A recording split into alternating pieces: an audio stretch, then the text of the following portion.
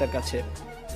প্রতিপক্ষের প্রথম বক্তা বলে গেলেন যে সন্তানেরা নাকি এখন সময়ই পাচ্ছে না তার বাবা মার সাথে ব্যয় করার, অর্থাৎ ব্যস্ততার কারণে তারা সময় দিতে পারছে না তাদের বাবা মাকে। আসলে সত্যি কথা বলতে জানেন কি বিজ্ঞ প্রতিপক্ষ, এই পৃথিবীতে সময়ের অভাব বলে কিছু নেই, সব কিছুই নির্ভর করে আপনার প্রাধান্যের উপর।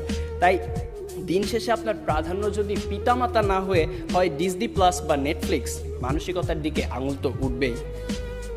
মাননীয় সভাপতি প্রতিপক্ষের প্রথম বক্তার বক্তব্য থেকে এটাই পরিষ্কার যে তারা মানসিকতা নয় বরং সন্তানের সুশিক্ষার অভাবকেই দায়ী করে গেলেন, যার কারণে প্রভাবিত হচ্ছে মানসিকতা। মাননীয় সভাপতি, কোনো কিছুই তো আপনা আপনি দূষিত হয় না। এখন কেউ যদি ধূমপান করে বলে যে সিগারেটে থাকা নিকোটিনের কারণে তিনি ক্যান্সারে আক্রান্ত হয়েছেন, এখানে ধূমপানের কোনো দোষ নেই, তাহলে বিষয়টি কি নিতান্তই হাস্যকর নয় বিজ্ঞ প্রতিপক্ষ? তাই আজ বুঝেই হোক আর না বুঝেই হোক আপনারা কিন্তু বৃদ্ধ পিতামাতার প্রতি দায়িত্ব পালনের অবহেলার মূল কারণ হিসেবে সেই মানসিকতাকেই দায়ী করে গেলেন। ধন্যবাদ আমাদের সাথে একমত পোষণ করার জন্য।